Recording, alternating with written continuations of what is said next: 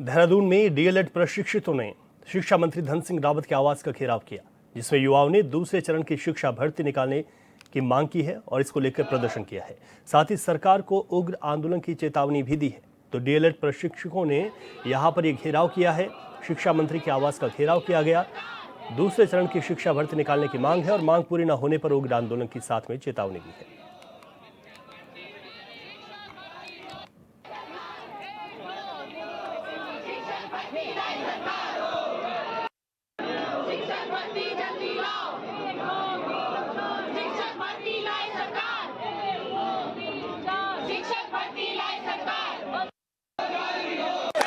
आज देहरादून में DElEd pass out संघ के द्वारा प्रदर्शन किया जा रहा है और मंत्री धन सिंह रावत के आवास का जो है वो घेराव कर रहे हैं और आज अपनी मुख्य मांगों को लेकर के प्रदर्शन कर रहे हैं। उनसे जानने की कोशिश करेंगे क्या कुछ उनकी प्रमुख मांगे हैं और तख्तियां लेकर के आज डीएलएड संघ के जो कई लोग हैं वो आज यहाँ पर पहुँचे हैं, युवा पहुँचे हैं और बड़ी संख्या में, सैकड़ों की संख्या में युवा यहाँ पर पहुँचे हैं और आपको इनके हाथों में तख्तियां, बैनर, पोस्टर और नारेबाजी लगातार ही कर रहे हैं और मांगों को लेकर के आज प्रदर्शन किया।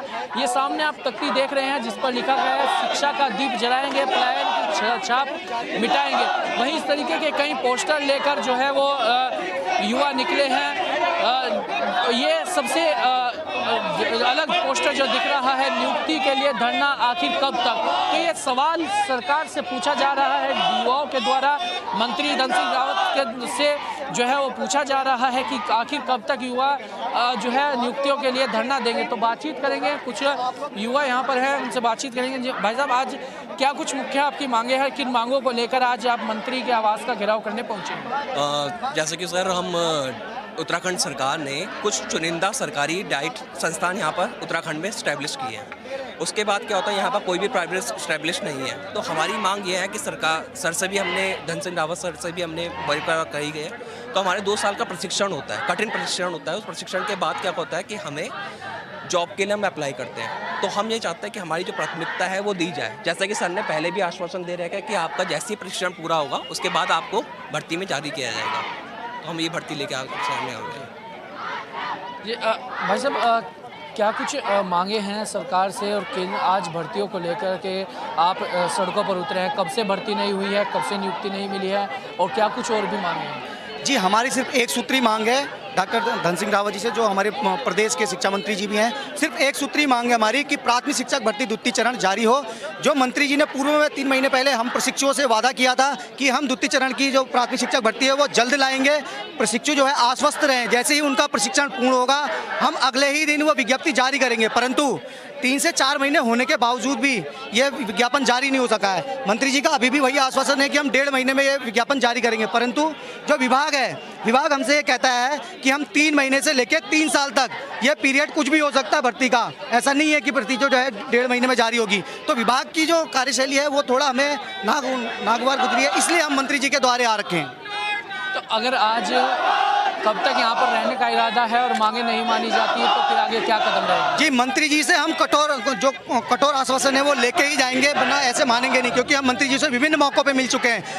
यहाँ सीमांत जनपदों से 13 के 13 जिलों से जो प्रशिक्षित हैं वो आए हुए हैं। यहाँ आप चमोली ले लीजिए, सीमांत जनपद हमारा, खटीमा ले लीजिए जो उधमसिंह नगर पे है, आप वहाँ ले लीजिए गुंजी लीपुर लेक, पिथौरागढ़ से आए हुए हमारे साथ बच्ची हैं। तो 13 जनपदों से आए हुए प्रतिनिधि हैं यहाँ जो इस भर्ती की मांग कर रहे हैं सरकार से। सर, आज आप अपनी मांग को लेकर के यहाँ पर आए हैं, नियुक्तियाँ नहीं मिल रही। एक तरफ तो लगातार जो है धरने प्रदर्शन देखने को मिल रहे हैं, नियुक्तियों को लेकर युवा आए दिन सड़कों पर है। लेकिन सरकार के द्वारा, मंत्री धन सिंह रावत जी के द्वारा ये कहा जा रहा है कि 22,000 नौकरियाँ अभी तक दे चुके हैं और नौकरियों की बहार उत्तराखंड में आ रही है। सर, आपका कहना बिल्कुल ठीक है, नौकरियां आ रही हैं, लेकिन प्रत्येक नौकरी एक तो कोर्ट जा रही है। हमारी जो पहली भर्ती आई थी वो भी कोर्ट में गई थी। कोर्ट से क्लीन चिट मिलने के बाद, जो कि मंत्री जी का एक वादा था कि द्वितीय चरण की भर्ती हम निकालने जा रहे हैं दिसंबर माह में, आज लगभग 4 महीने का समय हो चुका है। 4 महीने बाद भी मंत्री जी ने अपना वादा नहीं निभाया है।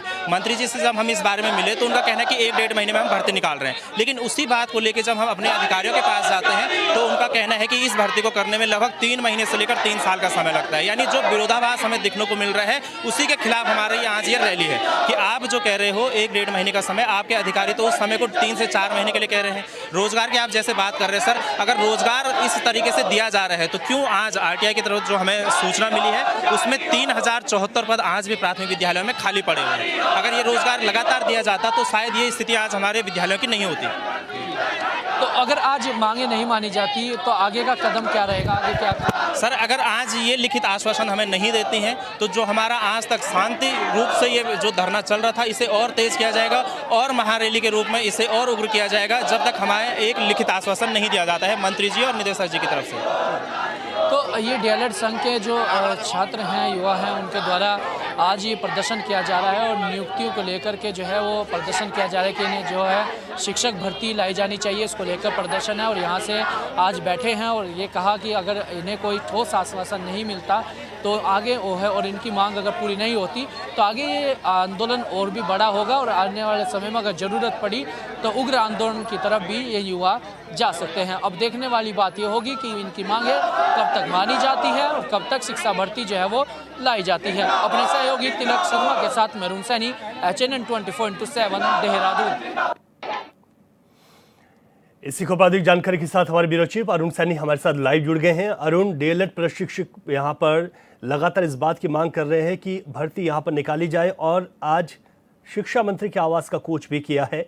जो इनकी मांगे हैं इसको लेकर यहाँ पर क्या कुछ चर्चाएं भी चल रही हैं और कितना महत्वपूर्ण हो जाता है जिस बात को लेकर ये लगातार प्रयासरत थे, लेकिन आज इन्हें कूच करना पड़ा और आने वाले वक्त में एक बड़े आंदोलन की चेतावनी भी दे दी।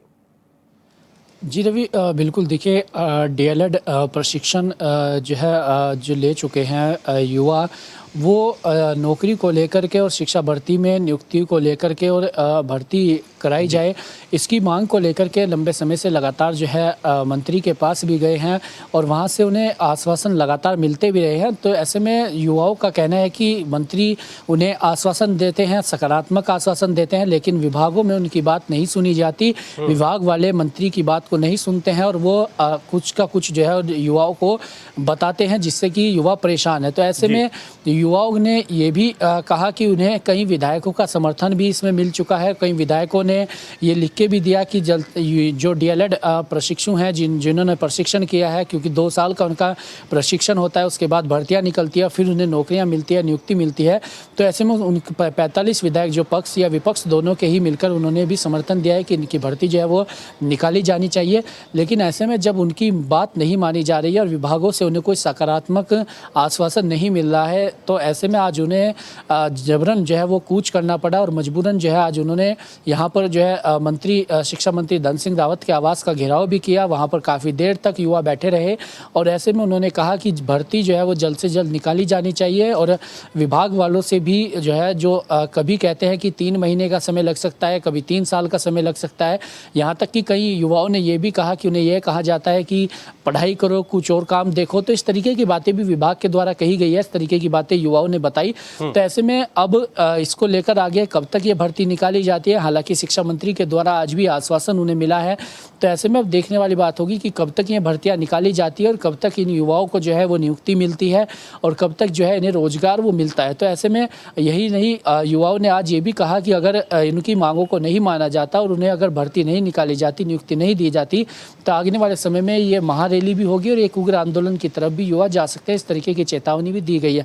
तो ऐसे में अब कब तक जो है इन्हें नियुक्तियां मिलती है, कब तक भर्ती निकलती है, देखने वाली बात होगी। हालांकि प्रदेश सरकार के द्वारा शिक्षा मंत्री धन सिंह रावत के द्वारा लगातार ये कहा जा रहा है कि अभी तक 22,000 से अधिक नियुक्तियां जो है वो स्वास्थ्य विभाग में या शिक्षा विभाग में दी जा चुकी हैं।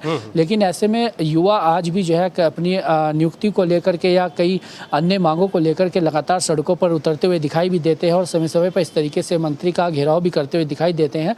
तो ऐसे में अब आगे इसको लेकर के क्या सकारात्मक कदम सरकार के द्वारा उठाए जाते हैं, तमाम चीजें देखने वाली होंगी। बिल्कुल अरुण, यहाँ पर साथ ही ये चेतावनी भी दे दी गई कि अगर मांग नहीं मानी जाती है जल्द, क्योंकि इससे पहले वो लगातार अपनी मांग को शांतिपूर्ण तरीके से मंत्री के पास जाकर, विभागों के पास जाकर रख रहे थे, आज ये आंदोलन करना पड़ा।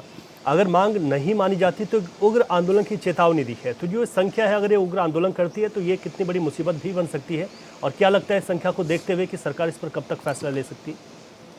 जी बिल्कुल रवि, देखिए आज सैकड़ों की संख्या में युवा पहुँचे और ऐसे में एक महारैली और एक क्या जो है उन्होंने चेतावनी भी दी है कि अगर उनकी मांगें नहीं मानी जाती तो एक महाआंदोलन, जन आंदोलन जो है वो होगा। और ऐसे आंदोलन पहले भी देखे जा चुके हैं, बेरोजगार संघ के द्वारा भी जिस तरीके से पहले भी कई आंदोलन इस तरीके के देखे गए, प्रदेश के युवाओं के द्वारा इस तरीके के आंदोलन देखे गए, जिसमें कि बड़ी संख्या में प्रदेश के कोने कोने से युवा इकट्ठा हुए और उन्होंने सरकार के दरवाज़ा खटखटाया। तो ऐसे में अगर इस तरीके से उनकी मांगें नहीं मानी जाती है तो ज़रूर युवा जो है आक्रोशित होकर उग्र आंदोलन भी कर सकते हैं। तो ऐसे में सरकार के लिए भी ये मुसीबत भी बन सकती है। तो ऐसे में हालांकि अब कब तक इनकी मांगें मानी जाती है वो तमाम चीज़ें गौर करने वाली होंगी, और आगे अगर इनकी मांगें नहीं मानी जाती तो युवाओं का आगे क्या स्टैंड रहेगा, क्या रुख रहेगा, ये तमाम चीज़ें भी देखने वाली होंगी। ये बहुत महत्वपूर्ण हो जाता है कि जिस तरीके से एक आंदोलन की, उग्र आंदोलन की चेतावनी दी है, तो ये बहुत महत्वपूर्ण है कि इस पर क्या कुछ फैसला लिया जाएगा। अरुण, आपने बिल्कुल ठीक कहा कि ऐसे में फैसला लेने की एक जो यहाँ पर कोशिश होनी चाहिए वो सरकार की तरफ से भी होनी चाहिए। एक बात सामने निकल कर आई कि ये युवा ये कह रहे हैं कि मंत्री की तरफ से आश्वासन दिया जाता है लेकिन विभाग पहल नहीं करता है। तो ये बहुत बड़ी समस्या है कि विभाग इतनी बड़ी जो लापरवाही है यहाँ पर करते हैं। जी बिल्कुल रवि, देखिए इस तरीके की बातें पहले भी प्रदेश में हो चुकी है और लगातार ये चीज़ें सामने भी आती हैं और लगातार इस तरीके की बातें भी सामने आती हैं कि मंत्री जो हैं वो आश्वासन देते हैं लेकिन विभागों में जो कर्मचारी हैं, अधिकारी हैं, वो बातों को सीरियस नहीं लेते, उनकी तरफ से कोई सकारात्मक आश्वासन नहीं मिलता। और इसी तरीके के आरोप जो है इन युवाओं ने भी लगाए हैं विभागों में जो अधिकारी हैं उन पर कि उनकी तरफ से कोई सकारात्मक आश्वासन नहीं मिलता। जब वहाँ जाते हैं तो कभी वो कहते हैं कि 3 महीने का इंतज़ार करो, कभी कहते हैं 2 साल का इंतज़ार करो, या कभी कहते हैं कि 3 साल का इंतज़ार करो, या कुछ और काम करो, या पढ़ाई करो। तो इस तरीके की बातें कही जाती है लेकिन उन्हें कोई सकारात्मक आश्वासन युवाओं को नहीं मिलता। इस तरीके के आरोप भी उन्होंने लगाए। तो ऐसे में ये भी एक बड़ी विडंबना है क्योंकि जिस तरीके से युवाओं ने खुद भी कहा कि मंत्री की तरफ से सकारात्मक आश्वासन मिला और मंत्री ने उनकी मांग को आगे विभाग में भेजा लेकिन विभाग वाले उस पर कोई सकारात्मक एक्शन नहीं लेते हैं। तो ऐसे में अब जो ऐसे अधिकारी हैं उन पर भी किस तरीके की कार्रवाई होगी जो विभागों में जो है मंत्री की ही नहीं सुन रहे हैं या मंत्री के कहने से अगर कोई काम है वो नहीं भी कर रहे हैं और युवा जिस तरीके से परेशान हो रहे हैं। तो ऐसे अधिकारियों पर भी क्या गाज गिरती है और ऐसे अधिकारियों को पर भी क्या कुछ कार्रवाई की जाती है, तमाम चीज़ें भी देखने वाली होंगी। और कब तक जो है विभागों से सकारात्मक जो है आश्वासन युवाओं को मिलता है और आगे इनकी नियुक्ति को लेकर के प्रदेश सरकार भी किस तरीके के कदम उठाती है, तमाम चीज़ें आने वाले समय में देखने वाली होंगी। बिल्कुल अरुण, ठीक कहा आपने। बहुत शुक्रिया आपका विस्तार से जानकारी।